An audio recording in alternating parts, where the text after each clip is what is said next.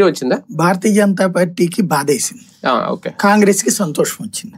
ఇది ముగ్గురిది కలిపి లెక్కేస్తే కాంగ్రెస్ 25,000 పైన మెజారిటీ అన్నప్పుడు ఆటోమేటిక్ గా రేవంత్ రెడ్డిని ఎలాగైనా దించాలి. ఇప్పుడు సిద్ధరామయ్యది రేపో మాపో దిగుతాడు, ఎందుకంటే వాళ్ళ అబ్బాయి మనం చెప్పేశాడు.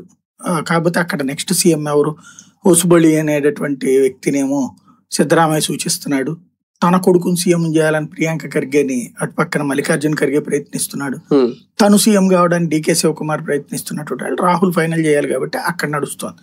అదే విధంగా అక్కడ వరుస 2.5 ఏళ్ళు అవుతుంది, ఇక్కడ 2 ఏళ్ళు అవుతుంది. ఇంకొక 5-6 నెలల్లోకి దించాలి అన్నటువంటి ఆలోచన అయితే ఉంది. కాకపోతే స్ట్రాంగ్ అక్కడంత స్ట్రాంగ్ లేదు. అక్కడ స్పెండ్ చేసింది ఖర్చు డీకే శివకుమార్ కాబట్టి తను రివోల్ట్ అవడం, తను అడగడం తప్పులేదు. ఇక్కడైతే తెలంగాణలో ఖర్చు అంతా పెట్టుకుంది ఆయనే, సీఎం అయింది ఆయనే రేవంత్ రెడ్డి. కాకపోతే ఏంటంటే ఓడితే మాత్రం వెంటాడతారు, అంతర్గత శక్తులే వెంటాడతారు. వాస్తవంగా చెప్పాలంటే రేవంత్ రెడ్డి పిసిసి చీఫ్ పదవి చేపట్టే టైంకి రేవంత్ రెడ్డికి సీనియర్లు అందరూ శత్రువులు.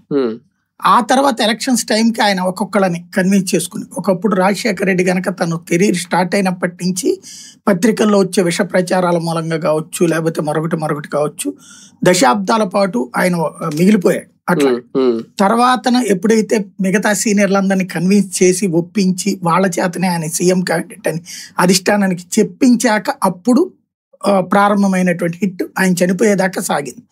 రేవంత్ రెడ్డికి ఇది కుదరనీయకుండా చూడాలని